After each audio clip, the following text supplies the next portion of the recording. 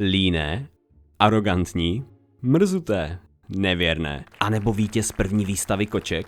Je něco z těchto tvrzení o perských kočkách pravda? V tomhle videu se ponoříme do skutečného původu a historie perských koček, prověříme jejich vzhledové standardy a posoudíme jejich osobnost. Zjistíme, jak vycházejí s dětmi a ostatními domácími zvířaty a povíme si něco o jejich zdravotních problémech a každodenních potřebách. Zde je váš dokonalý seznam perských koček 101. Začněme krátkým pohledem do jejich historie a původu.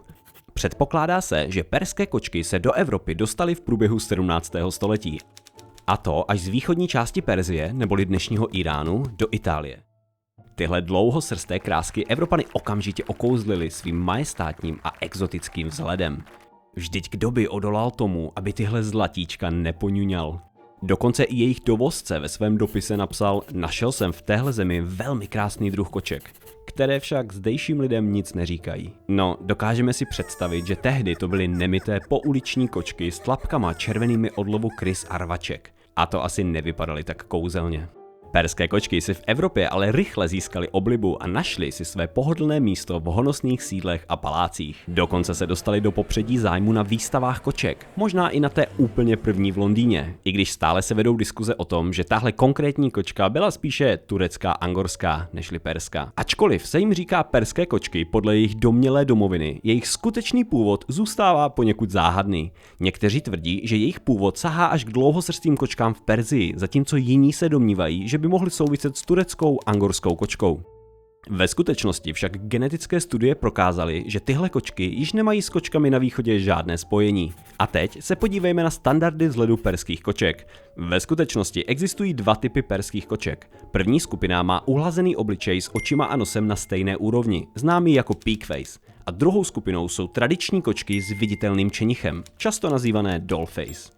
Peakface byly ve skutečnosti vyšlechtěny v 19. století kvůli genetické mutaci tradiční perské kočky. Tento standard se u chovatelů rozšířil natolik, že dokonce ty tradiční byly považovány za nečistokrevné, což ale vůbec není pravda. Chov perských koček s peakface je ve skutečnosti v mnoha zemích zakázán a za chvíli se podíváme na to proč.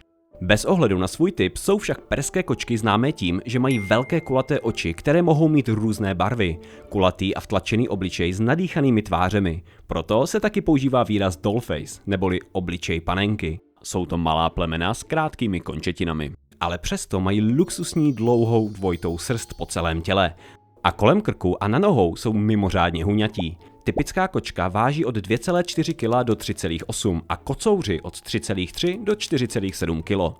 A teď si povíme něco o jejich způsobu chování a osobnosti. Nenechte se nikdy zmást výrazem perské kočky. Tyto kočky jsou všechno, jenom ne nafoukané a arrogantní. Ve skutečnosti jsou pravým opakem, jsou velmi milé, přítulné a docela pohodové. Své ošetřovatele zbožňují a drží se jich jako malá káčátka a všude je následují po celém domě. Nechtějí toho po vás moc, jen pohodlné místo vedle vás, aby se mohli poflakovat, zatímco vy se věnujete svým vlastním záležitostem. Nemají ale rádi, když je necháváte příliš dlouho o samotě, to by mohlo váš vztah vážně narušit. Určitě jsou to kočky domácí, protože nejsou pouliční rváči ani šplhouni. Dobrou zprávou teda je, že není třeba pořizovat vysoké kočičí stromy a vaše poličky a dekorace jsou zcela v bezpečí. A i když jsou to civilizované kočky, tak toto pravidlo samozřejmě neplatí pro zlobivá koťata. Perské kočky milují pohodlná místa k poflakování a malý soukromý prostor, kde by se zašily, takže se ujistěte, že pro ně máte nějaké připravené. Další dobrou zprávou je, že jim obvykle nevadí ani trocha mazlení, nebo možná jen nevědí, jak se tomu ubránit. Jsou mistry v předení a užívají si svou roli domácích mazlíčků. Přestože jsou spíše líné než aktivní, 15-minutové cvičení denně je dobré pro jejich zdraví, takže se jim věnujte, aby si protáhli ty chlupaté nohy. Jak ale perské kočky vycházejí s ostatními dětmi a zvířaty? Osobní prostor je pro ně hodně důležitý a v blízkosti psů nebo malých dětí ho tolik mít nebudou. Proto se psy a malými lidmi snáší špatně. A to dokonce i s hlasitými dospělými. Nejsou však nepřátelské, zachovají si chladnou hlavu, pokud se necítí v ohrožení. A tady je pro vás rychlý bonusový fakt. Možná jste na sociálních sítích slyšeli, že perské kočky jsou nejoblíbenějším plemenem na světě, anebo aspoň v USA, ale to je stará informace. V současné době jsou ve skutečnosti nejoblíbenějšími plemeny ragdoly a mainské mývalí kočky. A perské stojí pravděpodobně někde mezi 3.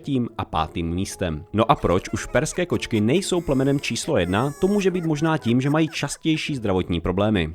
Perské kočky potřebují více péče o své zdraví než ostatní. Jejich ploché obličeje je činí náchylnými k problémům, jako jsou oční infekce, dýchací potíže a prožívají zubní drama, zejména u Peakface kvůli jejich krátkému čenichu a deformaci lebky. Chov perské kočky znamená pravidelnější návštěvy veteriny a více péče v pozdějším věku. Tady bychom vám určitě doporučili popřemýšlet nad pojištěním v době, kdy je kočka ještě mladá. Může vám to ušetřit spoustu peněz.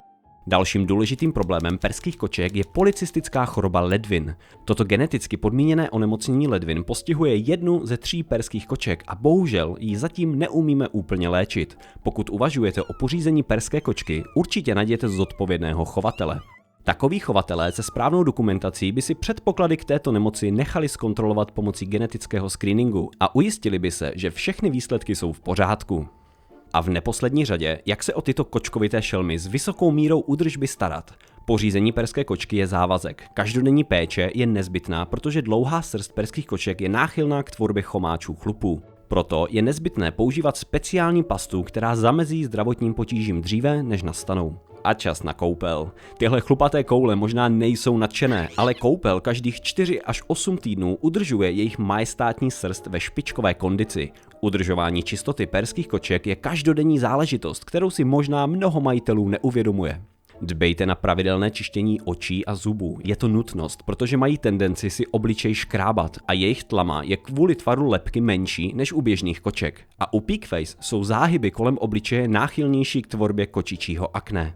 Ačkoliv si mnozí lidé mohou myslet, že tato 2 plemena koček jsou perské kočky, ve skutečnosti jsou to nevlastní sestry perských koček. Exotická krátkosrstá kočka je podobná perské kočce temperamentem i typem, s výjimkou krátké a husté srsti. A perská himalajská vznikla křížením perské a siamské kočky, ale těm se budeme věnovat v samostatném videu.